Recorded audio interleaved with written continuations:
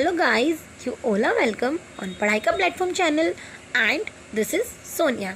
अगर आपने वीडियो को अभी तक लाइक नहीं किया है तो प्लीज़ वीडियो को लाइक कीजिए, वीडियो को शेयर कीजिए और अगर आपने चैनल को सब्सक्राइब नहीं किया है तो चैनल को भी सब्सक्राइब कर लीजिए। साथ में नोटिफिकेशन बेल को भी प्रेस कर दीजिए जिससे कि मेरी वीडियोस का आने वाला नोटिफिकेशन आपको सबसे पहले मिलेगा और आप मेरी वीडियोस को सबसे पहले देख पाएंगे। आज से हम अपने चैनल पर इंग्लिश स्पोकन को स्टार्ट करने जा रहे हैं, जिसमें ना हम कोई ग्रामर सीखेंगे, ना हम कोई स्ट्रक्चर सीखेंगे और ना ही हम कोई टेंसेस सीखेंगे। हम सीधा स्पीकिंग से शुरू करेंगे क्योंकि ऐसा ज़रूरी नहीं है कि स्पीकिंग के लिए या इंग्लिश बोलने के लिए हमें परफेक्ट ग्रामर या परफेक्ट टेंसेस और स्ट्रक्चर आना चाहिए। इसीलिए मैं ऐसा मानती हूँ कि प्रैक्टिस करने से बिना ग्रामर के भी आप इंग्लिश सीख सकते हैं। तो आइए फ्रेंड्स, हम अपनी स्क्रीन पर चलते हैं। जैसा कि आप देख सकते हैं कि हमारी स्क्रीन पर अंग्रेजी में पूजा लिखा हुआ है। जैसा कि हम सब जानते हैं कि कोई भी नया काम करने से पहले हम पूजा अर्चना करते हैं, इसीलिए मैंने भी यही सोचा कि आज मैं अपने चैनल पर नया कोर्स शुरू करने जा रही हूँ। इसीलिए मैं भी कुछ पूजा से ही रिलेटेड करती हूँ। इसलिए मैंने आज पूजा से संबंधित कुछ वाक्य ढूंढकर रखे हैं जिनको आज हम इंग्लिश में कन्वर्ट करेंगे और अपनी पूजा को भी हम इंग्लिश में करना सीखेंगे। ओके फ्रेंड्स, तो आइए हम अपना पहला सेंटेंस देखते हैं। मंदिर साफ करो, clean the temple, clean the temple. अब हम अपना दूसरा सेंटेंस देखते हैं। भगवान को नहला दो, give bath to the god, give bath to the god. Now third sentence, भगवान को सुंदर वस्त्र पहना दो, beautifully dress the god up, beautifully dress the god up. Now fourth sentence, मंदिर में दिया जला दो, and lighten the lamp in the temple, and lighten the lamp in the temple। अब हमारा पांचवा सेंटेंस है, मंत्रों का उच्चारण करो, and chant the mantras, and chant the mantras। Now sixth one, भगवान को लड्डू का भोग लगाओ, offer the laddu to the God, offer the laddu to the God. अब हमारा सातवां सेंटेंस, आरती करो, perform the aarti, perform the aarti. Now हमारा नेक्स्ट सेंटेंस, भगवान का आशीर्वाद लो, take felicity to the God, take felicity to the God। Now next, मंदिर की घंटी बजाओ, ring the bell of the temple, ring the bell of the temple। Now last one, हमें रोज पूजा करनी चाहिए, we should worship daily, we should worship daily. हम जो sentences होटलों में, रेस्टोरेंट्स में, मंदिरों में, बाज़ारों में बोलते हैं, हम ऐसा बहुत कम सोचते हैं कि इनको इंग्लिश में भी बोला जाए। लेकिन मैं ये चाहती हूँ कि हर एक बंदा फ्लुएंट हो जाए और अच्छे से इंग्लिश बोल पाए। इसीलिए इस तरह के सेंटेंसेस को इंग्लिश में कन्वर्ट करना बहुत ज़रूरी है। अगर आप ये सब सेंटेंस इंग्लिश में कन्वर्ट कर पाएंगे तो आप बहुत ही जल्दी फ्लुएंट स्पीकर बन जाएंगे। ओके फ्रेंड्स, तो आइए हम अपना पहला सेंटेंस देखते हैं। चलो बाज़ार, let's go to market, let's go to market. हम अपना दूसरा सेंटेंस देखते हैं। रीना से भी पूछ लो, क्या वो भी हमारे साथ आएगी? Ask Reena too that will she come with us? Ask Reena too that will she come with us? बाजार में बहुत भीड़ है, Market is very crowdy. Market is very crowdy. अब हम अपना अगला सेंटेंस देखते हैं। हर जगह रेहड़ी वाले हैं। Hawkers are everywhere. Hawkers are everywhere. अब हम अपना नेक्स्ट सेंटेंस देखते हैं। बाजार में बहुत सुंदर खिलौने हैं। Very beautiful toys are there in the market. Very beautiful toys are there in the market. Now next, बाजार में मुझे शीला भी मिली। I met Sheila in market too. I met Sheila in market too. सब्जियाँ बहुत महंगी हैं। Vegetables are very costly. Vegetables are very costly. 1 kilo प्याज 30 रुपए का है। 1 किलो प्याज 30 रुपए का है। 1 kg onion costs 30 rupees. 1 kg onion costs 30 rupees. मुझे 2 किलो खीरा दे दो। Give me 2 kg cucumber. Give me 2 kg cucumber. बच्चों ने पानी पूरी घर मंगाई है। Children ask me to bring water balls. Children ask me to bring water balls. बाजार में सेल लगी हुई है। There is a sale in the market. There is a sale in the market. आज मैंने बहुत खरीदारी की। I shop a lot today. I shop a lot today. चलो अब घर चलते हैं। Let's go back to home now. Let's go back to home now. अगर आपको मेरा पढ़ाया हुआ पसंद आता है और आपको लगता है कि ये सेंटेंसेस आपके लिए यूज़फुल हैं तो आप कमेंट में मुझे ज़रूर बताएं। अगर आप कमेंट में मुझे बताएंगे मैं तभी आपके लिए पार्ट 3 लेकर आऊँगी। और हम इस तरह की डेली जो भी हमारी कॉन्वर्जेसन होती हैं उससे रिलेटेड बहुत सारे पार्ट्स करेंगे जिससे हमें इंग्लिश बोलने में बहुत आसानी होगी और हम बहुत जल्दी इंग्लिश बोलना सीख जाएंगे। इसके अलावा मैं सिंपल वर्ड्स और सिंपल सेंटेंसेस पे भी वीडियो लेकर आऊँगी जो आपको आपके इंग्लिश कॉन्वर्जेसन को एनहांस करने में आपको बहुत हेल्प मिलेगी। अब हम होटल से संबंधित वाक्यों को अंग्रेज़ी में करते हैं, यानी कि restaurant related sentences.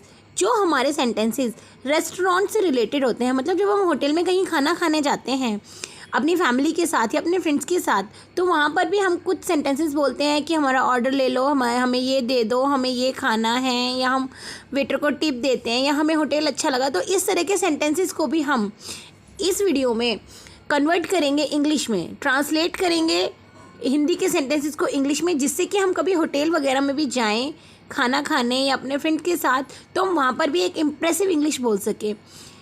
Okay friends, तो चलिए अब हम अपना पहला सेंटेंस देखते हैं और हमारा पहला वो है, आज हम रात का खाना बाहर खाएंगे। आज हम रात का खाना बाहर खाएंगे। Let's have dinner outside tonight. Let's have dinner outside tonight. Let's have dinner outside tonight. अब हम अपना दूसरा सेंटेंस देखते हैं। वो है, कोई अच्छा होटल बताओ। कोई अच्छा होटल बताओ। Tell about any good restaurant. Tell about any good restaurant. Tell about any good restaurant. उसके बाद हम अपना तीसरा सेंटेंस देखेंगे। हमारा तीसरा सेंटेंस है, जहाँ अच्छा खाना खा सकें। जहाँ अच्छा खाना खा सकें। Delicious food can be enjoyed where? Delicious food can be enjoyed where? Delicious food can be enjoyed where? उसके बाद आज आपको ये बताना है कि हम खाना खाने को ईट कहते हैं और एन्जॉय कहते हैं। उसके अलावा हम खाना खाने को और भी कुछ कहते हैं। आपको ये बताना है कमेंट बॉक्स में लिखकर कि हम खाना खाने को ईट और एन्जॉय के अलावा क्या कहते हैं। ये आपका होमवर्क है। अब हम अपना नेक्स्ट सेंटेंस देखते हैं। वो है होटल साफ़ सुथरा होना चाहिए। होटल साफ़ सुथरा होना चाहिए। Restaurant must be clean and beautiful. Restaurant must be clean and beautiful. Restaurant must be clean and beautiful. उसके बाद हम अपना अगला वाक्य देखते हैं। अगला वाक्य है ये होटल बिल्कुल ताजमहल जैसा दिखता है। ये होटल बिल्कुल ताजमहल जैसा दिखता है। This restaurant looks like a Taj Mahal absolutely. This restaurant looks like a Taj Mahal absolutely. This restaurant looks like a Taj Mahal absolutely. यहाँ पर absolutely बिल्कुल के लिए इस्तेमाल किया गया है। बिल्कुल मतलब absolutely। उसके बाद हम अपना अगला वाक्य देखते हैं और हमारा अगला वाक्य है कृपया मुझे मेन्यू दीजिए। कृपया मुझे मेन्यू दीजिए। Please bring me a menu. Please bring me a menu. Please bring me a menu. Now next sentence is कृपया हमारा ऑर्डर नोट कीजिए। हम कहते हैं ना होटल में जाकर के हमारा ऑर्डर नोट कर लीजिए। अब आगे से हम ऐसे नहीं बोलेंगे कि हमारा ऑर्डर नोट कर लीजिए। हम कहेंगे कि please note our order. Please note our order. Please note our order. उसके बाद हमारा जो नेक्स्ट सेंटेंस होगा वो होगा 1 प्लेट शाही पनीर, 4 आलू नान और कुछ मीठा ले आओ। 1 प्लेट शाही पनीर, 4 आलू नान और कुछ मीठा ले आओ। Please bring 1 plate shahi paneer, 4 stuffed potato naans and some dessert. Please bring 1 plate shahi paneer, 4 stuffed potato naans and some dessert. Please bring 1 plate shahi paneer, 4 stuffed potato naans and some dessert.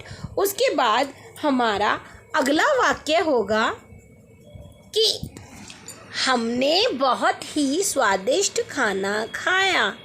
हमने बहुत ही स्वादिष्ट खाना खाया। We enjoyed very delicious food. We enjoyed very delicious food. We enjoyed very delicious food. फिर हम बोलेंगे यहाँ की सेवादारी भी बहुत अच्छी है। यहाँ की सेवादारी भी बहुत अच्छी है। Their services are also very good. Their services are also very good. Their services are also very good. इसके बाद हमारा अगला वाक्य होगा वो हमने सेवादार को अच्छे पैसे दिए। हम कहते हैं ना हमने वेटर को अच्छे पैसे दिए टिप में। ये वही वाला है कि हमने सेवादार को अच्छे पैसे दिए। We gave a good amount of tip to waiter. We gave a good amount of tip to waiter. We gave a good amount of tip to waiter. अब हमारा अगला वाक्य होगा चलो अब घर चलते हैं। चलो अब घर चलते हैं। Let's go back to home now. Let's go back to home now. Let's go back to home now. इसके बाद हमारा आखिरी वाक्य होगा कि हम यहाँ खाना खाने फिर से आएंगे। हम यहाँ खाना खाने फिर से आएंगे। We will come back here to have dinner again. We will come back here to have dinner again. We will come back here to have dinner again. इसी के साथ हमारे ये सेंटेंसेस ख़त्म होते हैं। और अगर आपको ये सेंटेंसेस या इस तरह के कॉमन यूज़ के जनरल यूज़ के सेंटेंसेस पसंद आते हैं और आपको लगता है कि ये आपके काम के हैं, तो प्लीज़ आप मेरे चैनल को सब्सक्राइब कीजिए। इसी तरह के सेंटेंसेस मेरे चैनल पर और आते रहेंगे और आपको उन्हें देखने के लिए सिर्फ मेरे चैनल को सब्सक्राइब करना है और उसके साथ में नोटिफिकेशन बेल को प्रेस करना है। उस वीडियो जब भी आएगी आपको नोटिफिकेशन आ जाएगा और आप मेरी वीडियो को देख पाएंगे और आप अपनी इंग्लिश को और भी ज़्यादा एनहांस कर पाएंगे। अब हम सैर से संबंधित वाक्यों की अंग्रेज़ी, यानी कि वो वाक्य जो हम सुबह मॉर्निंग वॉक पर जाते हैं और बोलते हैं, उन सेंटेंसेस को अब हम हिंदी से इंग्लिश में कन्वर्ट करेंगे। Morning walk related sentences. These sentences are also very important to talk because such kind of sentences we also use daily. So it is very must to learn about these sentences, that these sentences how can we speak in English very easily. So our first sentence is मैं रोज़ morning walk पर जाता हूँ. I go for morning walk daily.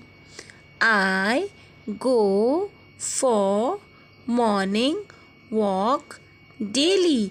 I go for morning walk daily. Now the second sentence is Rohan भी मेरे साथ आता है. Rohan comes with me also. Rohan comes with me also. Rohan comes with me also. Now the next one is park में काफ़ी लोग आते हैं. Many people come in the park. Many people come in the park. Many people come in the park. Now the next one is मैं रोज़ park के 10 चक्कर लगाता हूँ. I complete 10 rounds around the park. I complete 10 rounds around the park. I complete 10 rounds around the park.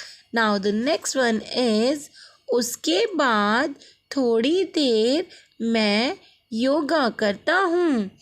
I do yoga for some time after that. I do yoga for some time after that. I do yoga for some time after that. Now the next one is बच्चे भी सुबह park में खेलने आते हैं. Children also come to play in the park in the morning. Children also come to play in the park in the morning. Children also come to play in the park in the morning. Now the next sentence can be वहाँ पर हर उम्र के लोग आते हैं. Every age group people come there. Every age group people come there. Every age group people come there. Now the next one is सुबह park का नज़ारा बहुत खूबसूरत होता है. सुबह पार्क का नज़ारा बहुत खूबसूरत होता है. The park looks very beautiful in the morning. The park looks very beautiful in the morning. The park looks very beautiful in the morning. Now next sentence is वहाँ पर तरह तरह के फूल खिले होते हैं. Different kind of flowers bloom there. different kind of flowers bloom there. Different kind of flowers bloom there. Now the next one, हमें सुबह रोज़ाना पार्क जाना चाहिए. We should go for the park daily in the morning. We should go for the park daily in the morning. We should go for the park daily in the morning. Now the next one is सुबह रोज़ morning walk पर जाने से स्वास्थ्य अच्छा रहता है. Health becomes good by going on morning walk daily. Health becomes good by going on morning walk daily. Health becomes good by going on morning walk daily. अब हमारा अगला सेंटेंस है, डॉक्टर भी रोज़ सुबह वॉक पर जाने की सलाह देते हैं. Doctors also give an advice to go for morning walk daily. Doctors also give an advice to go for morning walk daily. Doctors also give an advice to go for morning walk daily. अब हम discuss करेंगे 36 daily use sentences to talk with your kids. 36 ऐसे वाक्य जो रोज़ आप अपने बच्चों के साथ बोल सकते हैं, जिससे आपके बच्चों की इंग्लिश अच्छी हो जाएगी और वो भी कुछ समय बाद अच्छी इंग्लिश बोलना शुरू कर देंगे. लेकिन उसके लिए हमें रेगुलर बेसिस पे अपने बच्चों से इंग्लिश बोलनी पड़ेगी और इस तरह के सेंटेंसेस को उनके साथ पूरा दिन इस्तेमाल में लाने पड़ेंगे. इससे पहले जो मैंने वीडियो बनाई थी, आप उस वीडियो को भी देखिए और दोनों वीडियोस से सेंटेंसेस उठाकर अपने डेली रूटीन में डालिए और अपने बच्चों के साथ यूज़ कीजिए. उससे आपकी और आपके बच्चों की दोनों की इंग्लिश बहुत अच्छी हो जाएगी और हम अपने बच्चों को फ्यूचर के लिए प्रिपेयर कर पाएंगे. तो चलिए अब हम अपने पहले वर्ड की तरफ चलते हैं और हमारा सबसे पहला वर्ड है स्पीक ट्रुथ. सच बोलो. हम हमेशा अपने बच्चे से यही कहते हैं कि सच बोलो, कभी झूठ नहीं बोलो, हमेशा सच बोलो. और अब हम इस बात को अपने बच्चे को इंग्लिश में कैसे कहेंगे कि स्पीक ट्रुथ ऑलवेज. हमेशा सच बोलो. Speak truth always. Speak truth always. हमेशा सच बोलो, कभी झूठ मत बोलो. ओके. इसके बाद हमारा सेकंड वर्ड जो होगा वो होगा शो मी. शो मी का मतलब होता है मुझे दिखाओ. Show me your book. अपनी किताब मुझे दिखाओ. Show me your book. Show me your book. उसके बाद हमारा नेक्स्ट सेंटेंस होगा कि वॉच टीवी या टीवी देखो. टीवी के साथ या कोई भी इलेक्ट्रॉनिक गैजेट है या कुछ भी इलेक्ट्रॉनिक है या मूवेबल है, उसके साथ हम वॉच लगाते हैं. और हमारा ये सेंटेंस होगा watch TV for half an our. आधा घंटा टीवी देख लो. हम अपने बच्चे से कहते हैं ना, चलो आधा घंटा टीवी देख लो. तो अब हम कहेंगे कि watch TV for half an hour. Watch TV for half an hour. उसके बाद हमारा नेक्स्ट वर्ड है सी इट. सी इट का मतलब ही देखना होता है, जैसे कि हमारा वॉच का देखना था. लेकिन सी को हम कब यूज़ करते हैं? To become aware. किसी चीज़ को देखकर हम जब हमें जानकारी मिलने वाली होती है या हमें कोई जानकारी मिलती है तब हम सी का यूज़ करते हैं। जैसे प्लीज़ सी इट, कृपया इसे देखो। Please see it, please see it. उसके बाद हमारा नेक्स्ट वर्ड है लुक एट। लुक एट भी देखना ही होता है, लेकिन इसका जो यूज़ होता है इसे हम तब यूज़ करते हैं to see in particular direction. जब हम किसी पर्टिकुलर डायरेक्शन की बात करते हैं तब हम लुक का यूज़ करते हैं। जैसे हम कहते हैं लुक एट हर, उसे देखो, तो हम किसी डायरेक्शन में किसी को दिखा रहे हैं, that is why we are using look. तो इसका सेंटेंस भी हमारा होगा लुक एट हर, उसे देखो। Look at her, look at her. उसके बाद हमारा नेक्स्ट वर्ड होगा लिक इट। लिक इट का मतलब होता है इसे चाटो या चाटो इसे। इसका हमारा सेंटेंस होगा लिक योर आइसक्रीम, अपनी आइसक्रीम चाटो। Lick your ice cream, lick your ice cream. Now next word is shut up. Shut up का मतलब होता है चुप हो जाओ। इसका हमारा सेंटेंस होगा शट अप नाउ, आप चुप हो जाओ। Shut up now, shut up now. इसके बाद हमारा जो अगला वर्ड होगा वो होगा टेल मी। टेल मी का मतलब होता है मुझे बताओ। Tell me something about yourself, अपने बारे में मुझे कुछ बताओ। Tell me something about yourself, tell me something about yourself. Now next word is use it. Use it का मतलब होता है इस्तेमाल करो। इसका हमारा सेंटेंस होगा ट्राई टू यूज इट, इसे इस्तेमाल करने की कोशिश करो। Try to use it, try to use it. Now the next word is have fun, मज़ा करो।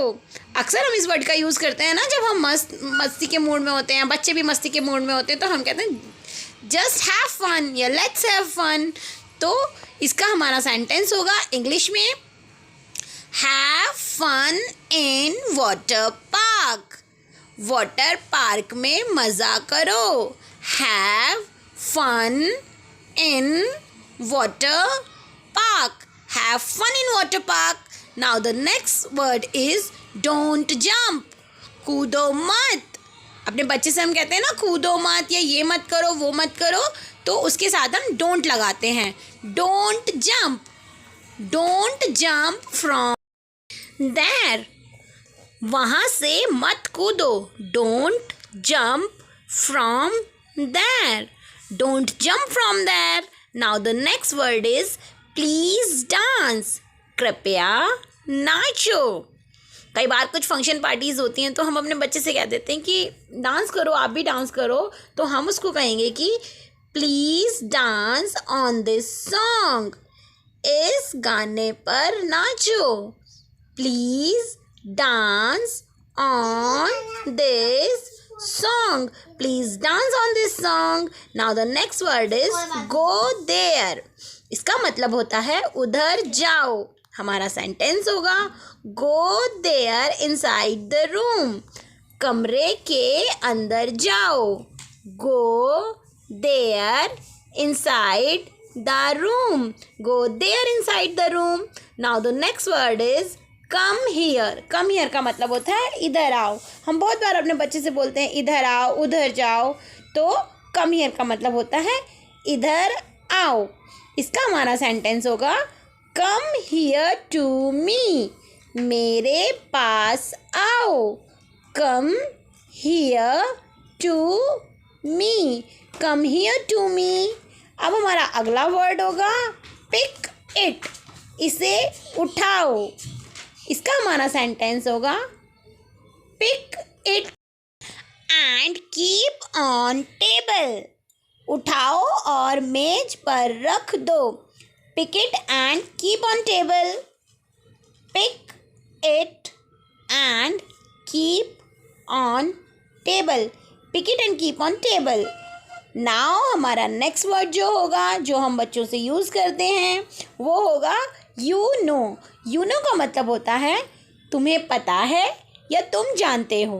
तो हम कैसे भी पूछ सकते हैं कि क्या तुम्हें पता है या फिर तुम जानते हो। इसका हमारा सेंटेंस होगा do you know my name. Do you know my name. क्या आपको मेरा नाम पता है? Do you know my name. या फिर हम ये भी कह सकते हैं कि क्या आप मेरा नाम जानते हैं, तभी भी हम यही कहेंगे कि do you know my name. उसके बाद हमारा नेक्स्ट वर्ड होगा जो हम मोस्टली अपने बच्चों के साथ यूज़ करते हैं कि स्पीक अप, बोलो। इसका हमारा सेंटेंस होगा स्पीक अप नाउ। अब बोलो भी। Speak up now. Speak up now. इसके बाद हमारा जो अगला वर्ड होगा वो होगा डोंट आस्क, मत पूछो। अक्सर बच्चे हमसे कई सारे क्वेश्चंस पूछते हैं तो हम कह देते हैं डोंट आस्क। वैसे तो हमें ये कभी भी बच्चे से नहीं कहना चाहिए कि डोंट आस्क। अगर उसकी कोई क्वेरी है, वो कुछ जानना चाहता है, तो जहाँ तक हो सके हमें उससे आंसर ही करना चाहिए। बट समटाइम्स हमें ऐसा कहना पड़ जाता है कि डोंट आस्क, तो उसके लिए हमारा सेंटेंस होगा कि don't ask answer to me. मुझसे जवाब मत पूछो।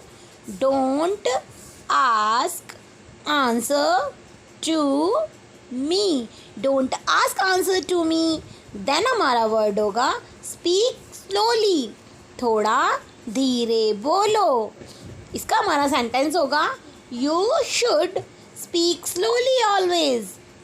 आपको हमेशा धीरे बोलना चाहिए। You should speak slowly always. You should speak slowly always.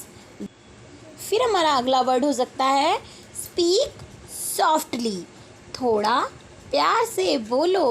कई बार बच्चे क्या होते हैं, बहुत रूडली बात करते हैं, तो हम बच्चों से कह सकते हैं कि स्पीक सॉफ्टली। इसका हमारा सेंटेंस होगा प्लीज़ स्पीक सॉफ्टली टू हर।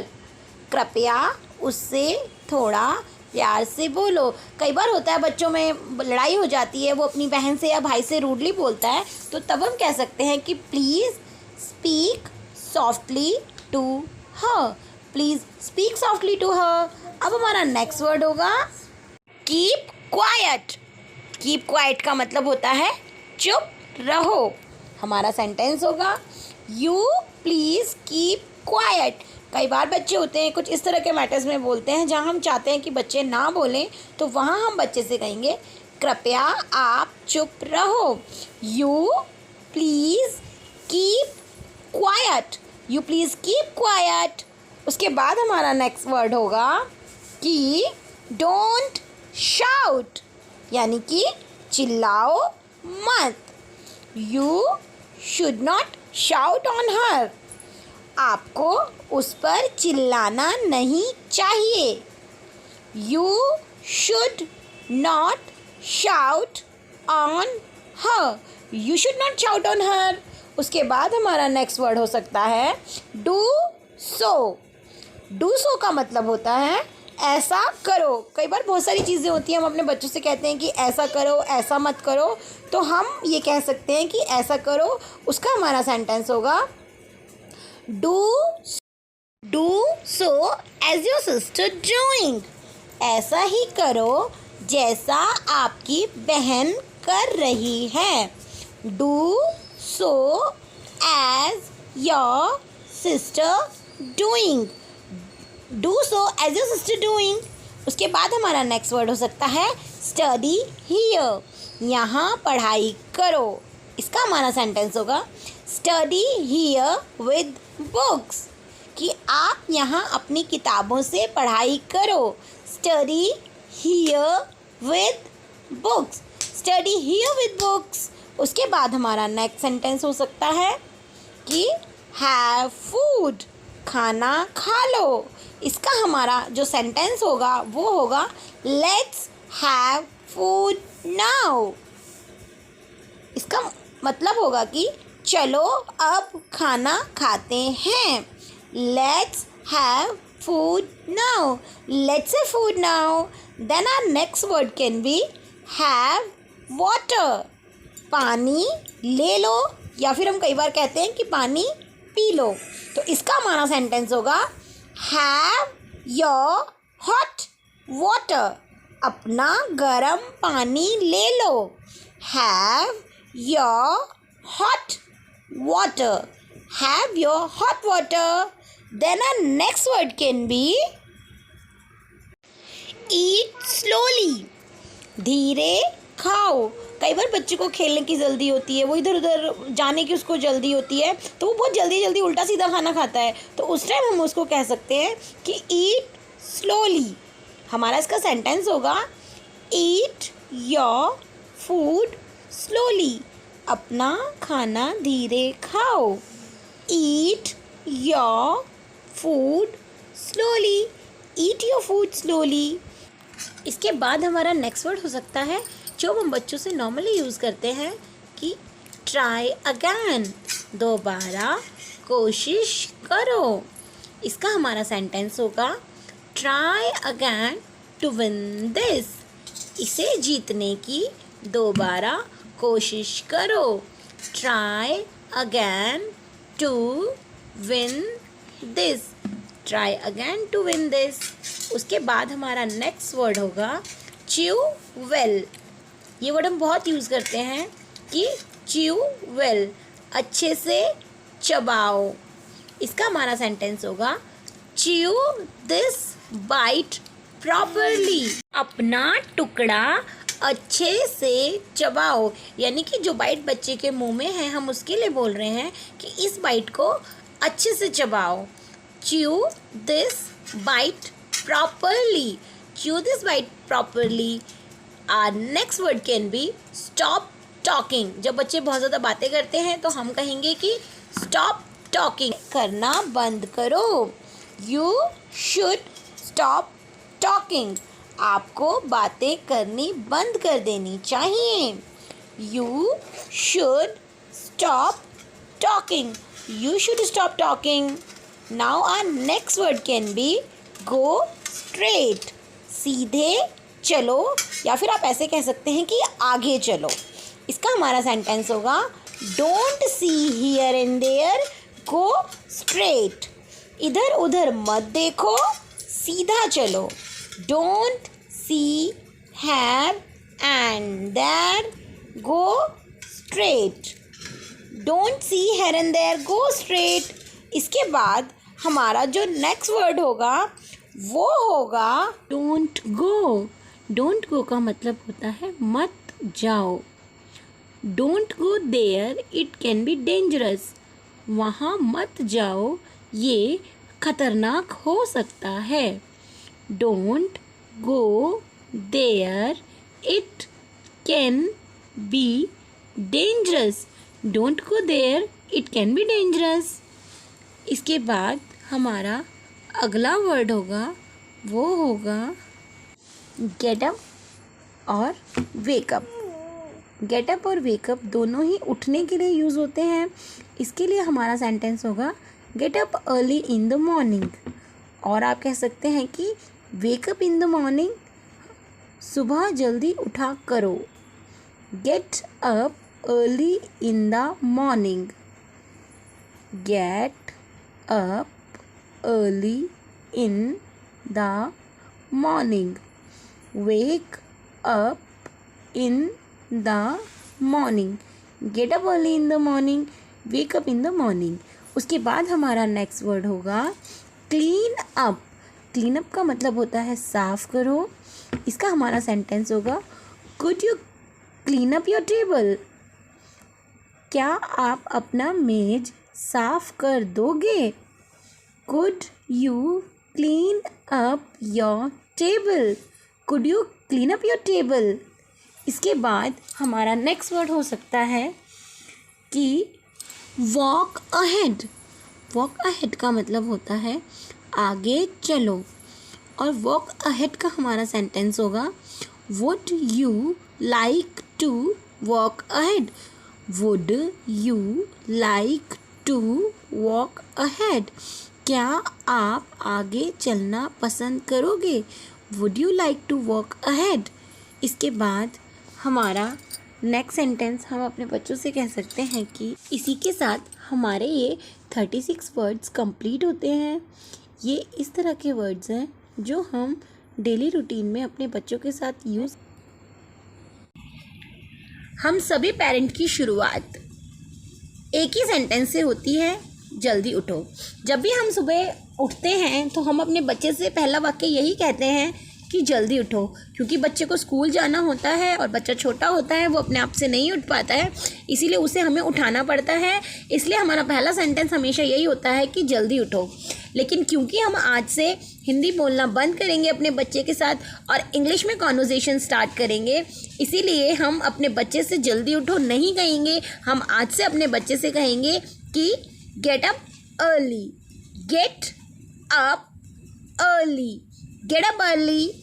उसके बाद हम अपने बच्चे से कहेंगे कि आपको स्कूल के लिए देर हो जाएगी। हम कहते हैं ना अपने बच्चे से कि जल्दी से उठो वरना आपको स्कूल के लिए देर हो जाएगी, तो हम अपने बच्चे से कहेंगे कि आपको स्कूल के लिए देर हो जाएगी।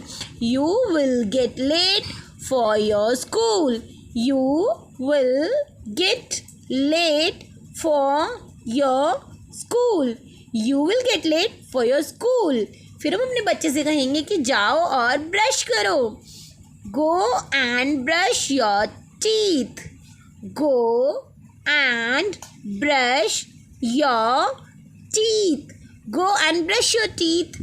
एक बात का हमेशा ध्यान रखना फ्रेंड्स कि जब भी हम अपने बच्चे को कहेंगे कि जाओ और ब्रश करो, अपने दांतों को ब्रश करो, तो हम यही कहेंगे कि ब्रश योर टीथ, क्योंकि ब्रश जो वर्ड है ये कई सारे पर्सपेक्टिव्स में यूज़ किया जाता है। हम ये भी कहते हैं कि ब्रश योर हेयर, हम ये भी कहते हैं कि ब्रश योर शूज़। इसीलिए हम जिस भी कंटेक्स्ट में ये बात कहेंगे कि ब्रश समथिंग, तो हम उस चीज़ को उसके साथ जोड़ेंगे, जैसे brush your teeth, brush your hair, brush your shoes. इसीलिए हम जब भी टीथ की बात करेंगे तो हम ये हमेशा कहेंगे कि ब्रश योर टीथ। इसके बाद हम अपने बच्चे से कहते हैं नॉर्मली कि अब नहा लो, take bath now, take bath now, take bath now. इसके बाद हम सुबह सुबह अपने बच्चे से कहते हैं जब वो नहा लेता है कि अपने बाल कंघी करो, comb your hair, comb your hair, comb your hair. यहाँ पर इस बात का खास ख्याल रखना है कि HAIR हेयर इसका प्रोनाउंसिएशन नहीं होता है, इसका प्रोनाउंसिएशन होता है हेयर। हेयर मतलब बाल। उसके बाद हम अपने बच्चे से कहेंगे स्कूल के लिए तैयार हो जाओ, get ready for the school, get ready for the school, get ready for the school. इसके बाद अगला सेंटेंस होगा मैंने आपका टिफ़िन पैक कर दिया है, I have packed your lunch, I have packed your lunch, I have packed your lunch. उसके बाद अगला सेंटेंस होगा कि अपना टिफ़िन और पानी की बोतल बैग में रख लो, keep your lunch box and water bottle in your school bag, keep your lunch box and water bottle in your school bag, keep your lunch box and water bottle in your school bag. उसके बाद हम अपने बच्चे से कहते हैं जल्दी से स्कूल भागो, hurry up leave for the school, hurry up leave for the school. Hurry का मतलब होता है जल्दी, hurry up leave for the school. उसके बाद जब बच्चा स्कूल से वापस घर आ जाता है तब हम अपने बच्चे से क्या कहेंगे कि अपने कपड़े बदल लो, change your school dress, change your school dress, change your school dress. उसके बाद हम अपने बच्चे से कहेंगे जाओ और जाकर फ्रेश हो जाओ। Go and gate fresh, go and gate fresh, go and gate fresh. उसके बाद जब बच्चा फ्रेश होकर आ जाएगा तो फिर हम अपने बच्चे से कहेंगे कि चलो खाना खाते हैं। क्योंकि जब बच्चा स्कूल से वापस आ जाता है तो मोस्टली मदर्स क्या करती हैं, अपने बच्चे के साथ ही खाना खाना पसंद करती हैं। तो इसीलिए मैं तो अपने बच्चों के साथ ही खाना खाती हूँ। इसीलिए मुझे ऐसा लगता है कि सारी मदर्स अपने बच्चे के स्कूल से आने के बाद ही खाना खाती हैं। इसीलिए तब हम कहेंगे अपने बच्चे से कि चलो खाना खाते हैं। Let's have lunch, let's have lunch, let's have lunch. उसके बाद हम अपने बच्चे से बातें करते हैं। खाना वाना खाने के बाद जब बच्चा थोड़ा फ्री हो जाता है तो हम उससे क्या बात करेंगे, हम उससे पूछेंगे कि आज आपकी अध्यापिका ने क्या पढ़ाया। What did your teacher teach today? What did your teacher teach today? What did your teacher teach today? इस सेंटेंस के बाद हम अपने बच्चे से ये भी पूछ सकते हैं कि आपका दिन स्कूल में कैसा था। How was your day in school? How was your day in school? How was your day in school? उसके बाद हम अपने बच्चे के साथ थोड़ा सा फ्रैंक हो सकते हैं और अपने बच्चे से पूछ सकते हैं कि आज आपने स्कूल में मस्ती की। Do you have fun in school today? Do you have fun in school today? Do you have fun in school today? बच्चे के साथ इंग्लिश बोलना ही है तो सबसे पहले हमें उसके साथ बहुत फ्रैंक होना पड़ेगा। क्योंकि जब तक बच्चा हमसे खुल नहीं पाएगा, बच्चा हमसे इंग्लिश नहीं बोल पाएगा। हिंदी बोलना बहुत आसान होता है, बच्चा बहुत बचपन से बिल्कुल शुरू से हिंदी बोलना सीखता है। जैसे जैसे वो बड़ा होता है वैसे वैसे वो हिंदी बोलना सीखता है, इसलिए हिंदी उसकी टंग पर होती है और वो बहुत इजीली बोल पाता है। लेकिन इंग्लिश बोलने के लिए जब हम अपने बच्चे के साथ या किसी के भी साथ इंग्लिश बोलना स्टार्ट करते हैं तो इंग्लिश बोलने में बहुत ज़्यादा हेजिटेशन होती है, इतना ईजी नहीं होता है। इसीलिए हमें धीरे धीरे अपने बच्चे को तैयार करना पड़ेगा। धीरे धीरे अपने बच्चे के साथ छोटे छोटे वर्ड्स बोलकर, उसके साथ बहुत फ्रैंक होकर धीरे धीरे उसको ये वर्ड सिखाने पड़ेंगे, ये सेंटेंसेस सिखाने पड़ेंगे, जिससे कि वो धीरे धीरे इन सब चीज़ों को ग्रैब कर पाए और with the passage of time अच्छी इंग्लिश बोल पाए। ठीक है फ्रेंड्स। उसके बाद जब बच्चा स्कूल से आता है तो वो थक जाता है और फिर सभी पेरेंट्स चाहते हैं कि वो थोड़ी देर के लिए सो जाए। इसलिए फिर हम अपने बच्चे से कहेंगे कि चलो अब थोड़ी देर सो जाओ। Let's go and have a short nap. Let's go and have a short nap. Let's go and have a short nap. उसके बाद जब बच्चा सो जाएगा तो हम 1-2 घंटे बाद अपने बच्चे को उठाएंगे। और कैसे उठाएंगे? अब उठो, शाम के 5 बज चुके हैं। Get up now, it's 5 PM in the evening. Get up now, it's 5 PM in the evening. Get up now, it's 5 PM in the evening. जब बच्चा सो के उठ जाता है तो हम उसे कुछ खाने के लिए ऑफ़र करते हैं। तो हम उसको बोलेंगे कि चलो कुछ स्नैक्स खा लो। Come and have some snacks. Come and have some snacks. Come and have some snacks. उसके बाद हम अपने बच्चे से कहेंगे कि अपना गृह कार्य दिखाओ। Show me your homework. Show me your homework. Show me your homework. बच्चे का होमवर्क देखने के बाद हम उसको कहेंगे, जो भी काम मिला होगा तो हम उसको कहेंगे कि ये वाला चैप्टर याद करो। तो हम उसको कहेंगे कि यह पाठ याद करो। learn this chapter. Learn this chapter. Learn this chapter. जब बच्चा वो पाठ याद कर लेगा तो फिर हम बच्चे से कहेंगे कि 1 घंटा खेल लो. Play for an hour. Play for an hour. Play for an hour.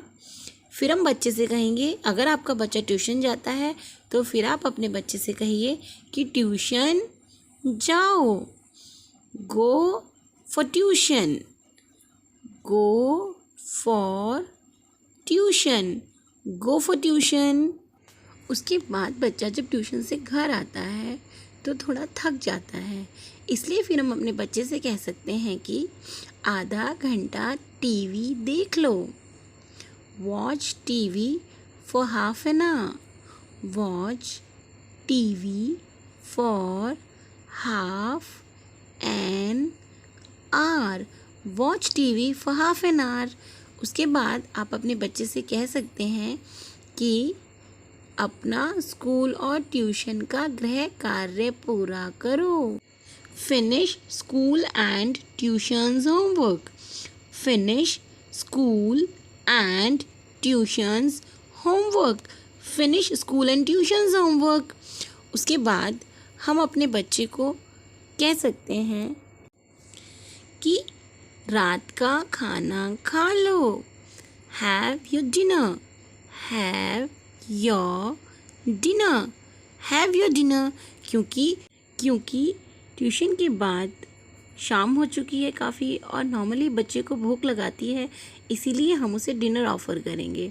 उसके बाद हम अपने बच्चे से कहेंगे 1 घंटे बाद कि 1 ग्लास दूध पी लो.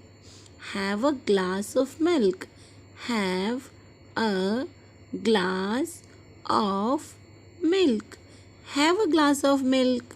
दूध पीने के बाद हम अपने बच्चे को कह सकते हैं कि अब आप सो जाओ. Now you sleep. Now you sleep. Now you sleep. फिर हम बच्चे से ये भी कह सकते हैं कि वरना सुबह नहीं उठोगे. Otherwise you will not get up tomorrow in the morning. Otherwise, you will not get up tomorrow in the morning. Otherwise, you will not get up tomorrow in the morning. उसके बाद हम अपने बच्चे से कह सकते हैं कि शुभ रात्रि. Good night. Good night. Good night. इसी के साथ हम यही रूटीन अगले दिन फिर से फॉलो करेंगे, और या फिर आप अपने अकॉर्डिंग कुछ सेंटेंस चेंज कर सकते हैं, ऊपर नीचे कर सकते हैं. इसी तरह से जब हम इस रूटीन को डेली फॉलो करेंगे अपने बच्चों के साथ, हम इंग्लिश में बोलेंगे. उसके बाद बच्चा भी थोड़े दिन बाद कोशिश करने लगेगा और थोड़ी थोड़ी इंग्लिश बोलने लगेगा, और थोड़ी थोड़ी इंग्लिश जोड़कर एक दिन वो बहुत अच्छी इंग्लिश बोलने लगेगा. लेकिन इसके लिए हमें नियमितता बनाए रखनी पड़ेगी, हमें कंसिस्टेंसी बनाए रखने पड़ेगी, जिससे कि बच्चा भी डेली हमारे साथ इंग्लिश बोल पाए और हमारे साथ कॉन्वर्स कर पाए. इसी के साथ now some important words and their meanings with sentences. अब हम कुछ ऐसे वर्ड्स करेंगे जो हमारी स्पोकन इंग्लिश के लिए बहुत ज़्यादा ज़रूरी होते हैं, जिनका हमें मतलब भी पता होना चाहिए और यूज़ भी पता होना चाहिए. इसीलिए हम उन वर्ड्स के मीनिंग्स भी देखेंगे और उनके सेंटेंसेस भी देखेंगे और उन्हें बहुत अच्छे से समझकर यूज़ करने की कोशिश भी करेंगे. चलिए फ्रेंड्स, तो अब हम अपने वर्ड्स की तरफ चलते हैं और हमारा पहला वर्ड है अपसाइड. अपसाइड का मतलब होता है ऊपर की तरफ, और अपसाइड वर्ड हमारा अप प्लस साइड 2 वर्ड्स को जोड़कर बना है.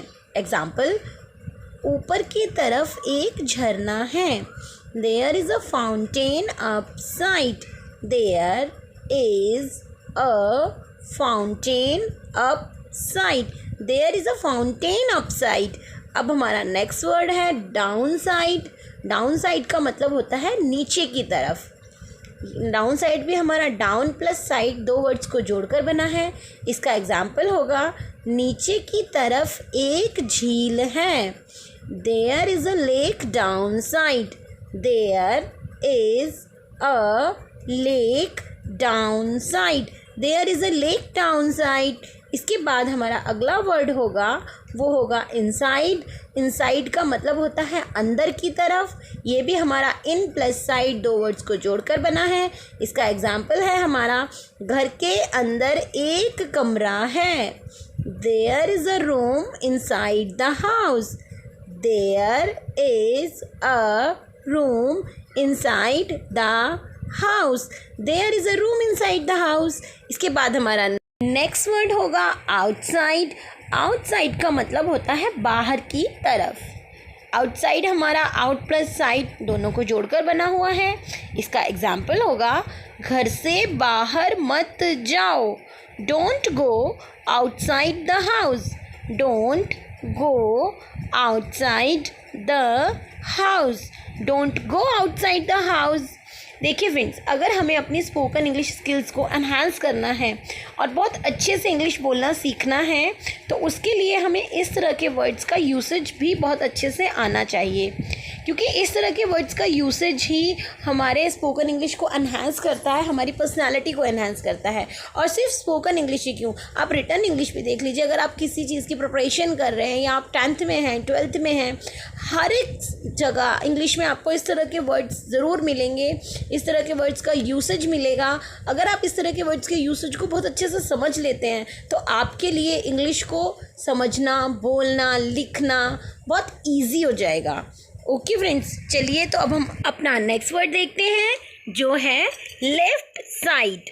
लेफ़्ट साइड का मतलब होता है बाईं तरफ या उल्टे हाथ पर। लेफ़्ट साइड भी हमारा लेफ़्ट प्लस साइड दो वर्ड से बना हुआ है। इसका एग्जाम्पल देखेंगे हम। आपके बाईं तरफ एक रसोई है। There is a kitchen on your left side, there is a kitchen on your left side, there is a kitchen on your left side. देखिए फ्रेंड्स, अगर हम इसी तरह से प्रैक्टिस करते रहेंगे तो हम आगे और भी अच्छी अच्छी चीज़ें जो इंग्लिश को बोलने के लिए ज़रूरी होते हैं, जो वर्ड्स इंपॉर्टेंट होते हैं, वो सब हम अपनी वीडियो में लेकर आएंगे और आप और हम मिलकर अपनी इंग्लिश को अच्छा बनाएंगे। क्योंकि हम ये जानते हैं कि आज के वक्त में अगर हमें इंग्लिश नहीं आती तो हम कोई अच्छी सी नौकरी भी नहीं पा सकते हैं।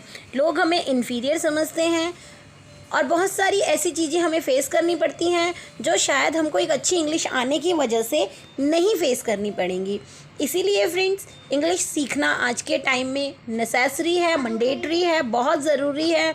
अगर हमें इंग्लिश आती है तो हम अपनी लाइफ को काफ़ी ईजी बना सकते हैं। तो चलिए फ्रेंड्स, अब हम अपना अगला वर्ड देखते हैं और हमारा अगला वर्ड है राइट साइड। राइट साइड का मतलब होता है दाईं तरफ, या फिर आप ऐसे कह सकते हैं कि सीधे हाथ पर। राइट साइड वर्ड भी हमारा राइट प्लस साइड दोनों वर्ड्स के कॉम्बिनेशन से बना हुआ है। और अगर हम इसके एग्जांपल देखते हैं तो इसका एग्जांपल होता है तुम्हारे सीधी तरफ एक पार्क है। There is a garden on your right side, there is a garden on your right side, there is a garden on your right side। इसके साथ हमारा नेक्स्ट वर्ड है वो वर्ड है बैक साइड। बैक साइड का मतलब होता है हमारा पीछे की तरफ। बैक साइड वर्ड जो है हमारा वो बैक प्लस साइड दोनों वर्डों के कॉम्बिनेशन से बना हुआ है। इसका अगर हम एग्जांपल देखें तो इसका एग्जांपल होगा मेरे पीछे कौन खड़ा है। Who is standing back side of me, who is standing back side of me, who is standing back side of me. इसके बाद हमारा लास्ट वर्ड होगा वो होगा फ्रंट साइड। फ्रंट साइड का मतलब होता है सामने की तरफ या आगे की तरफ। फ्रंट साइड वर्ड भी हमारा फ्रंट प्लस साइड दोनों वर्ड्स को जोड़कर बना है। और अगर हम इसका एग्जाम्पल देखेंगे तो इसका एग्जाम्पल होगा, मेरे घर के सामने एक मंदिर है। There is a temple in front of my house.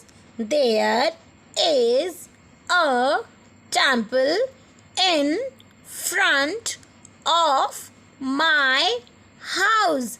There is a temple in front of my house. इसी के साथ हमारे ये सारे वर्ड्स ख़त्म होते हैं।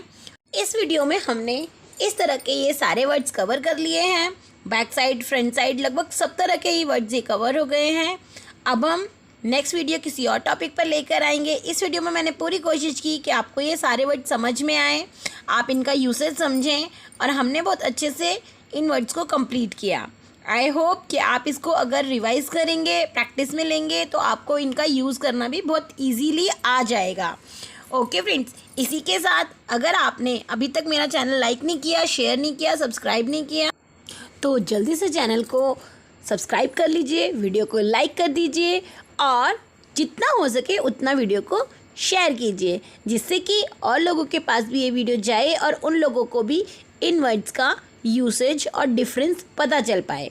ओके फ्रेंड्स, इसी के साथ मेरी वीडियो देखने के लिए और पूरी वीडियो में मेरे साथ बने रहने के लिए धन्यवाद। Thank you. अगर पानी है इंग्लिश में फ्लुएंसी तो follow Sonia Solanki. Thanks for watching. देखने के लिए धन्यवाद।